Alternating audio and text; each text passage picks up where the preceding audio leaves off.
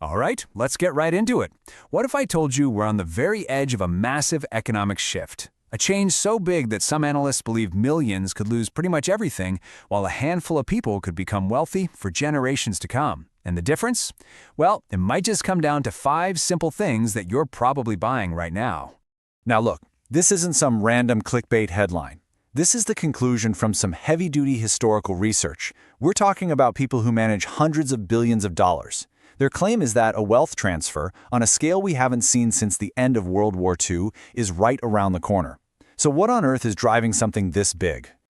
Well, it all starts with one thing: debt. The whole system is built on a mountain of it. We're looking at a staggering $90 trillion in total U.S. debt.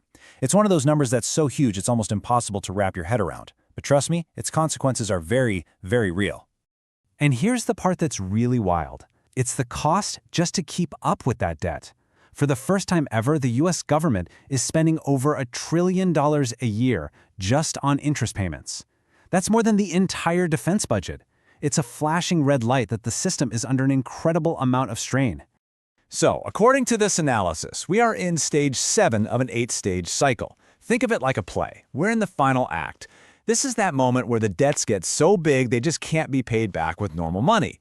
And what do governments always do at this point in history? They print tons of it. We're right at the edge, and when stage 8 hits, history shows the curtain falls, and it falls fast, often with no time left to get ready. Now, I know what you might be thinking. This all sounds a little dramatic, right? Like some wild prophecy. But the guy sounding this alarm, Ray Dalio, he learned a long time ago, the hard way, not to make predictions. Instead, he learned how to spot patterns in history. You see, back in 1982, Dalio was so sure a depression was coming that he went on TV and bet his entire company on it. And he was completely, devastatingly wrong. He nearly lost everything. But you know what? That failure became his greatest teacher. It's what forced him to stop trying to guess the future and instead just study the past. So this warning? It isn't a guess. It's based on what happens every single time at the end of these giant debt cycles. So what did all that studying show him? It all starts with how we spend our money, day to day. Let's dig into the first big wealth killer, and you'll see how this works: the new car trap. Yeah, most people just see a car as a way to get from A to B.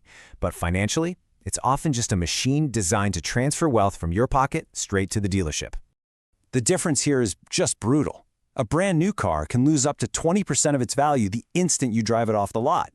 You are paying thousands of dollars for that new car smell. But if you go for a car that's just a few years old, you let someone else take that massive financial hit, which frees up your money to be invested instead of just disappearing. And this is where it really hits home. Let's put some numbers to it. That $23,000 you save on average by buying a 3-year-old car instead of a new one, if you invested that money instead, it could grow to over $250,000. So you're not just buying a car. You're trading a small fortune for a temporary status symbol. Okay, let's move on to the second huge wealth trap. And this is a big one, because it's something we're always told is a smart thing to do. We've all heard it a million times. Your home is your biggest asset. But what if for most people, that's actually a dangerous myth? Let's break that down. To really get this, we have to be super clear on the definitions. It's simple, really. An asset puts money in your pocket. A liability takes money out of your pocket. So your primary home, with its mortgage, its taxes, insurance, all the repairs, it is constantly, every single month, taking money out. And for anyone out there thinking, yeah, but real estate always goes up, I just have one word for you: Japan. After their market peaked in 1989, property values fell for 20 straight years. They lost over 65% of their value. People who bought at the top, it took them 30 years to get back to even. It's a huge reminder that there are absolutely no guarantees. So what's the move? What's the strategy here? It's actually incredibly simple. Buy half the house the bank says you can afford. Seriously, just because they approve you for a $500,000 home doesn't mean you should go for it. By cutting that back, you create so much financial breathing room and you free up a ton of cash to invest in things that are actual assets. All right, let's get into the last 3 wealth killers. Now, these are a bit sneakier than a car or a house. They're those little day-to-day expenses that feel like nothing on their own. But when you add them all up, they're like these slow, silent leaks that can sink your whole financial ship. The third wealth killer is just mindless spending on food.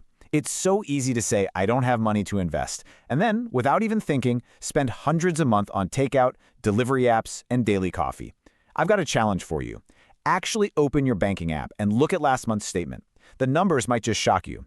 And that money, compounded over time, is a huge piece of your future. Wealth killer number 4 is all about status spending. You know, buying expensive clothes, the newest phone, trendy stuff, all to impress other people. But here's the honest truth. The people whose opinions actually matter, they don't care about your stuff. That money has a much better job to do, building your future, than it does chasing somebody else's approval. And number 5, the final silent killer, the subscription trap. These are the ghosts in your bank account. You know what I'm talking about. Those automatic charges for streaming services, gym memberships, apps you completely forgot you even had. If you just do a simple review once every 3 months, ask these 4 questions for every charge, you can easily find $1,000 a year, or even more. That's money that can finally start working for you. So why are we talking about this? Why is getting a handle on these 5 things so important right now, more than ever? Because all of this is about building financial strength. It's about freeing up your money and shrinking your expenses so that you can not only survive what's coming, but maybe even come out way ahead. Look, history shows this isn't a news story. This pattern has played out over and over again with almost perfect predictability. The Dutch Empire, the British Empire, the US, multiple times, they have all hit the end of a long-term debt cycle. And every time, the result is a huge economic reset. Currencies get devalued, asset prices can fall off a cliff, and in every single case, the people with cash on hand thrive by buying up great assets for cheap, while the people who have too much debt get wiped out. So when you boil it all down, it really comes to a choice between 2 paths. There's the path of comfort on the left. That's just doing what everyone else does, financing stuff that loses value and paying for convenience. Then there's the path to wealth on the right. That's about making deliberate, sometimes uncomfortable choices today so you can build a secure and free future tomorrow. The patterns of history are crystal clear. The debt cycle is getting very close to its end. This great wealth transfer isn't really a question of if, but when. And the 5 habits we just walked through, they are pretty much going to decide where you land when it happens. So the only question left is, which side will you be on?